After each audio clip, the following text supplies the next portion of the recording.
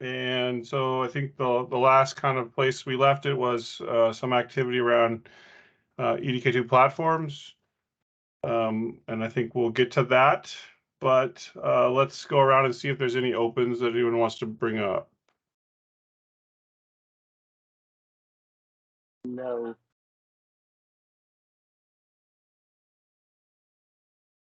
Thanks, Kevin. Anyone want to bring anything up? Isaac and Chris, are you guys just joining to see what's going on, or do you have topics for today? Yeah, just go ahead. I don't have anything specific, but I'm looking at the EDK2 platforms features intel and platform intel for CI targets. I mean, it's a big headache today that open source EDK2 changes break the platforms. Okay. It's a small headache, maybe. I don't know. The headache. Fair enough. Yeah, I'm just tuning in. Okay. Just the 13. All right, Mike or Mike, either of you guys have topics for today? Just appreciate we finally got code coverage in, so I'm happy to see that in our unit test CI support for Azure. It looks really good. I don't have anything. And if there's a topic there, Sean, it might be, do we want to figure out what we want for rolling up results, given that we have limited unit tests in place now? We might have a short discussion on that. For the code, I already got feedback that the code coverage badge still says coming soon on the README. Yep. Eric, do you have anything you wanted to bring up today?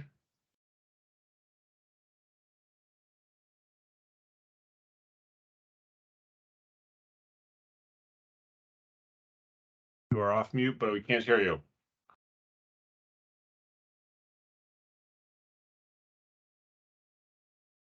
Okay, let's see.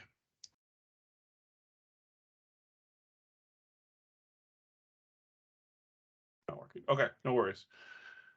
All right, so on code coverage, Mike, I guess that topic, I don't know how we want to display that, right? It's really code coverage of the unit test run. It's not a very accurate measure of the entire code base. We've talked about, at least internally, I've talked with some people about trying to kind of collect the entire code base that is used with a given build and then give you a code coverage metric.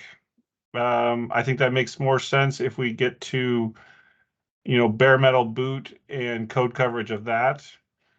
So I'm not sure that code coverage metrics make sense today, given that we're only doing host-based unit test coverage. Right, and I think maybe it's got to be done with, there's not just a single metric. There may be 2 or 3 that we want to provide as feedback here. My first comment is if we want to have one badge that's focused solely on host-based unit testing, because the boot one is just a different way of measuring and its coverage is going to be different. And so mixing those 2 things together, I don't think gives you necessarily valuable information. So I think we can maybe separate those 2. And the fact that it provides code coverage of the unit tests actually run. So let's say only 2% of our components have unit tests, and it says we're at 80% for that 2%. I think that's what you're saying is it would provide now if we turned it on. I think that's fine as long as you give one other piece of information, which is the total number of components in the repo and the number of components that have unit tests. So if it would show that, only 2% of them have unit tests, but the coverage for those 2% is 80%, I think that's valuable if you put 2 things there. Okay. Okay, well, does other people have ideas there?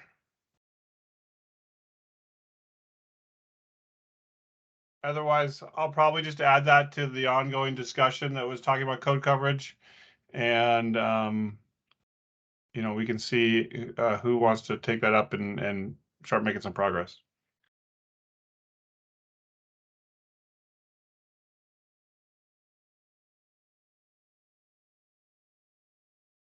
All right, so I guess I can give a brief overview of some progress on EDK2 platforms.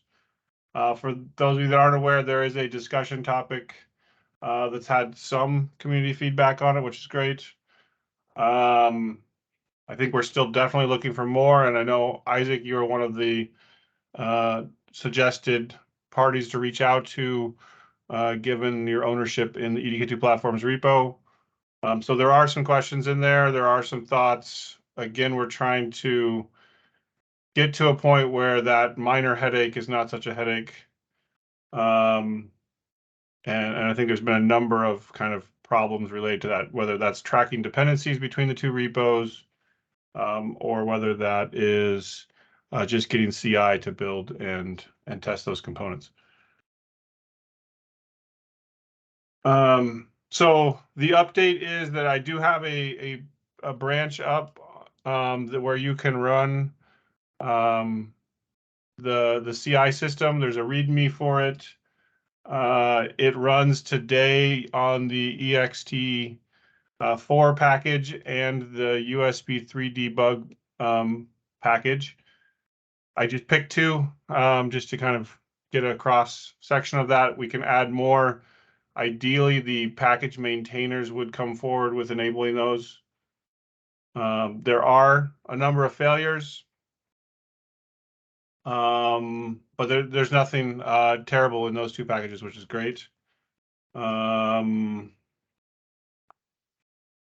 there's links to all of that and a README that describes how you would run that and use that. I've done that with Windows and VS 2019. I haven't done that with anything else.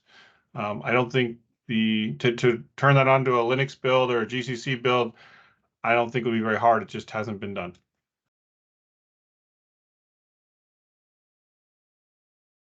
Are there questions? Is there anyone else that has tried that? Or anyone else that wants to try that?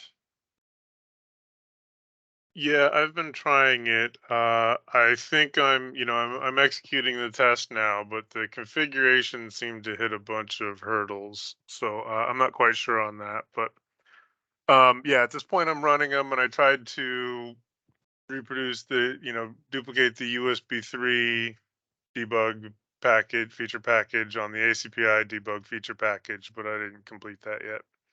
So it's getting Okay. all kinds of weird errors as there's more packages in the path.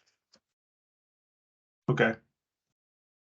There's definitely a number of errors coming out. Some of them are in the code tree where it's just complaining that there's packages that don't have complete DEC files. I also noticed, Mike Kenny, the ECC tool doesn't actually work. It doesn't take into account packages path.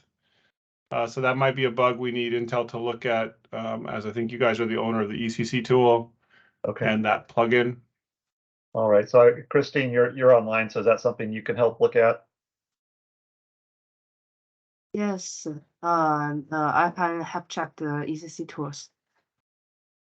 Okay. Yeah, for the use of packages path, so it can make sure it uses that environment variable if it's set for the location of all the packages. Sure, I will try it first. Okay, thank you. So Sean, what does yeah. DSC complete mean? It Mention that. yeah, so essentially that test there. Okay, actually, so first off, just so you can find this later in the EDK2 repo in the base tools plugin where we have these plugins, or the CI setting, or sorry, PyTools / plugins.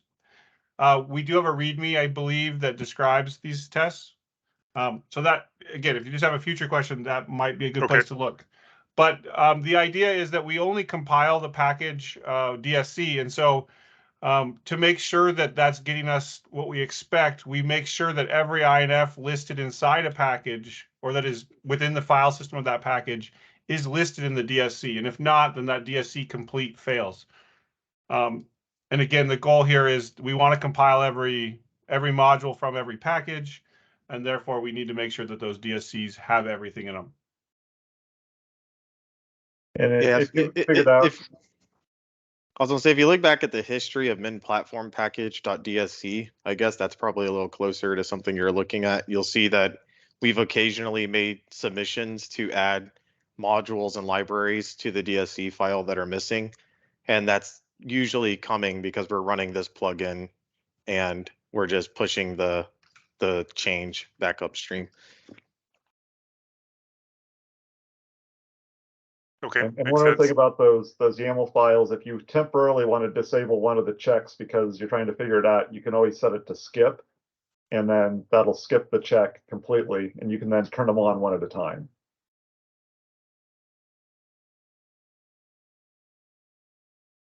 Yep. Another useful trick you can do if you're playing around with them a lot is you can just remove them from your local workspace, and that will obviously not run them because they're dynamically discovered and executed. So if you just want to run like one plugin, I find it easiest to just go into the plugins directory and delete everything except that one. And then I just do like git restore on that directory, right? And it brings everything back real quick. So that's like a 2-second way to just get rid of everything except the plugin you want to focus on. Gotcha.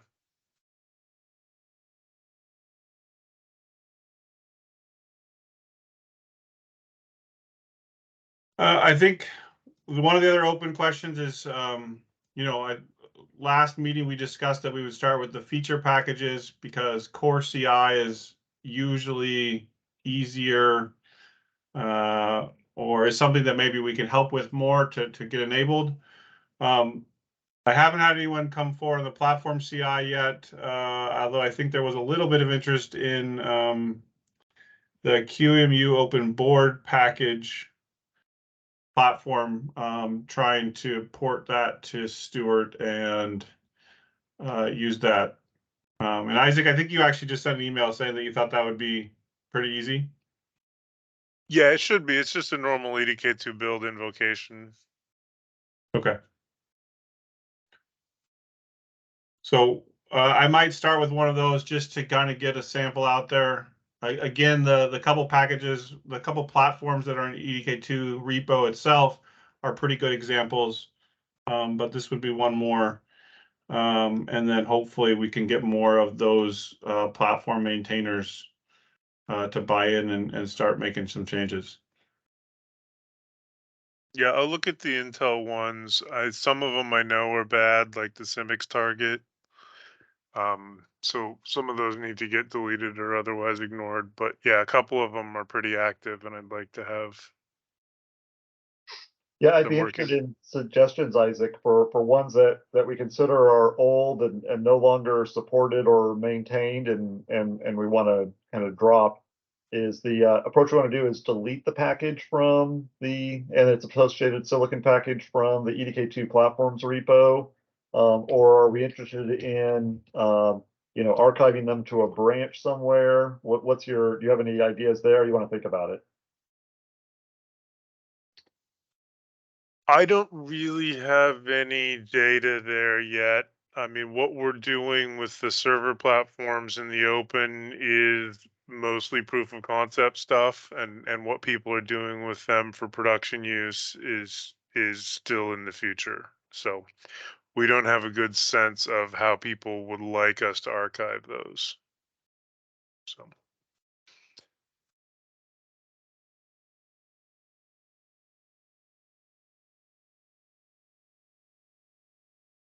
Okay. Hey, Mike, one other thing that I think you were kind of on point to do, which was to try to find all of the packages and figure out who's the maintainer. I did a quick scan. It looks like there is 200 DSCs in there. And so, we're going to want to get that list going pretty soon and contact them and see how many of these are actually actively maintained. Yeah, and I think Isaac, you can probably comment on the DSC file usage, especially for the Intel repositories.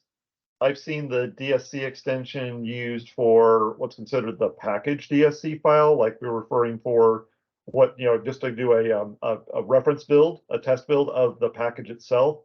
And we've also seen DSC files used in include statements to pull in sets of components in in a certain configuration.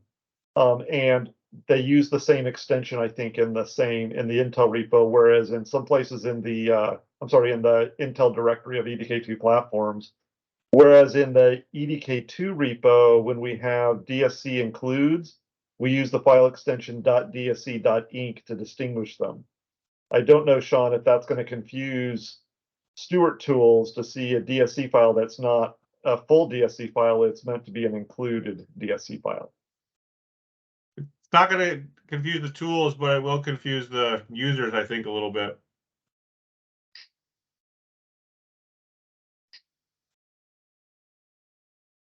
So I think consistency here would be good if those are not challenging changes to make.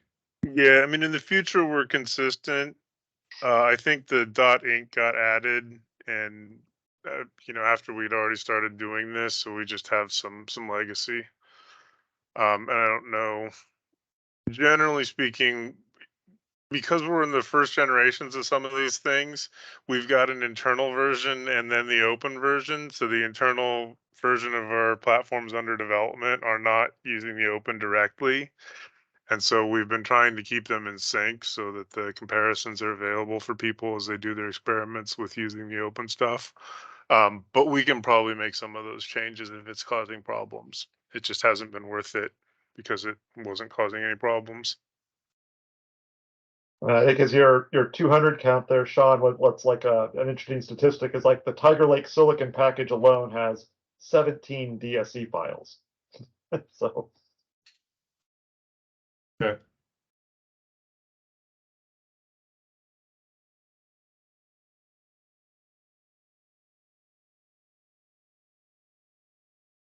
All right. Any other thoughts, questions along the lines here?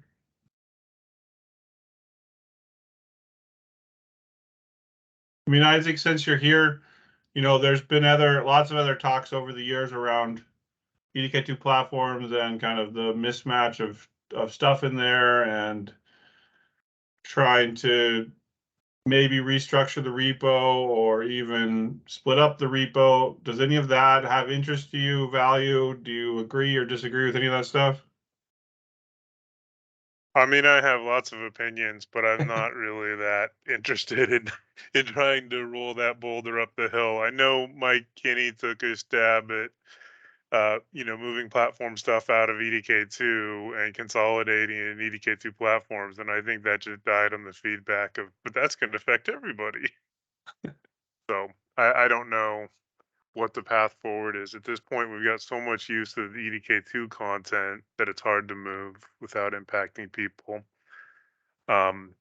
Yeah, so I don't know. I don't have any strong opinions on it, I guess is my takeaway. So, maybe we could look at the EDK2 repo tool and some of those other things as being a recommended solution. But beyond that, I don't think we're going to get to a set of repos that makes people happy. Okay.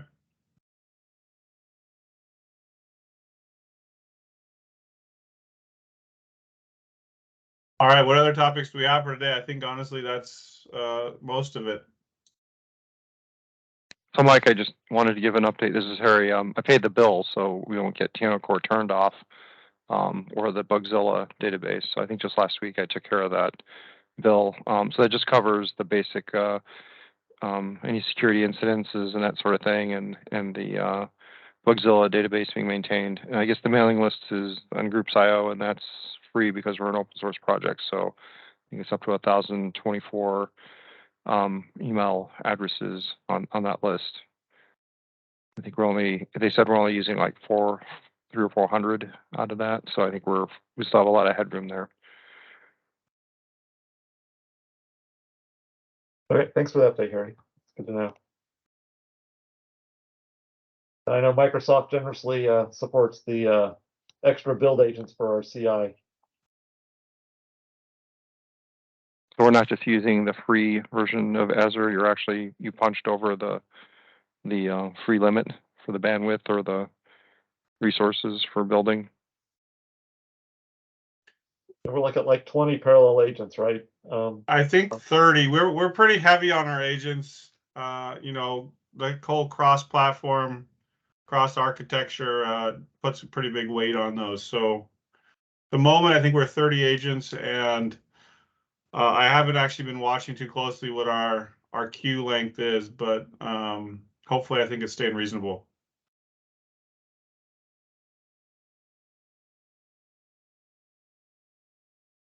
The only thing I noticed, Sean, which is more of an optimization, is that there's some file changes I'd expect to be very fast because it doesn't change any source code or any tool code, but it then builds everything. So I think some more intelligence might help some of our minor changes. I think like maintainers.txt, I forget which one it is. It triggers like everything. So we started out with a pretty selective list, and then we found issues, and I think Michael a couple months ago now changed this to be the opposite, where we pretty much build on everything to make sure that we didn't have things passing. There probably needs to be some narrowing down of that list. Okay. Yeah, we can settle a little more in the middle. I think we just got jerked the other direction because people were changing like YAML pipeline files and things like that, and those weren't triggering builds, but they obviously have a heavy build impact. And Yeah. so there was generally the need, well, let's cover the functional base, and then we'll come back and we'll figure out how to optimize for some of these other files that we don't necessarily care about. Because even like readmes, we technically care about because we run things like the Markdown Lint CI plugin against them and stuff. So it is a pretty small set of files that I think we truly don't care about in CI, at least. Okay. But even like a README, you could skip the build checks, right? Yeah. Yeah, we could get to that level of tweaking probably. Okay.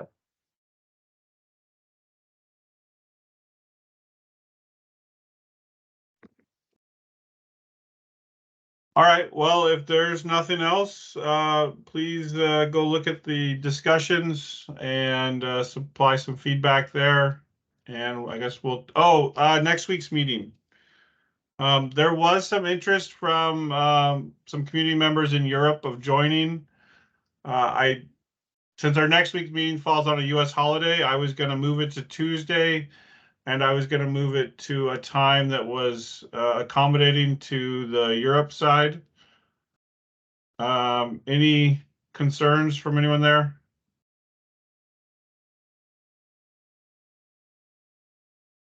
No, that sounds good, Sean. And maybe if you want to have like a once a month slot that's Europe friendly, just to have it there. And if there's no interest, anybody attending, we can cancel it. But maybe adding a once a month European friendly time for CI and tools. Okay. I think Mike, you own the Groups.io invite.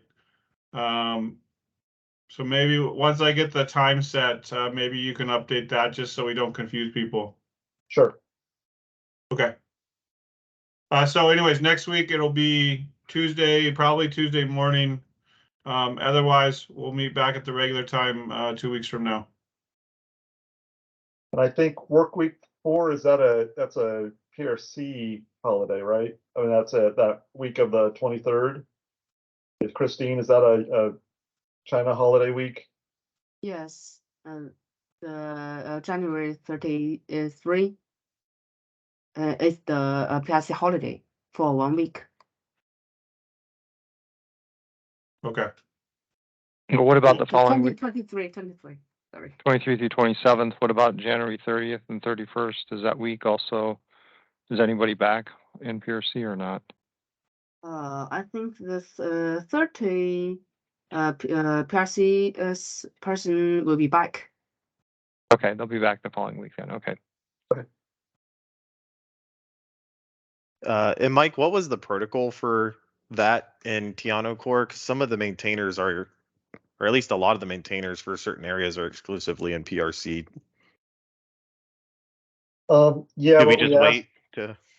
Right. What we ask is that if a maintainer is going to be out for like a week like that or more, reach out to your backup maintainer for coverage. I don't know how many packages are exclusively maintained in the Asia time zone there.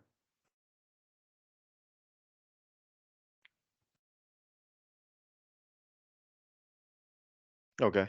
Yeah, I think at least the major ones I'm looking at are like MDE module and maybe MDE, but okay.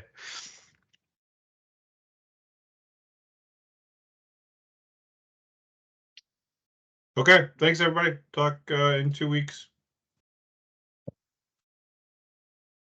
All right. Thanks, bye. Bye. Thanks, bye.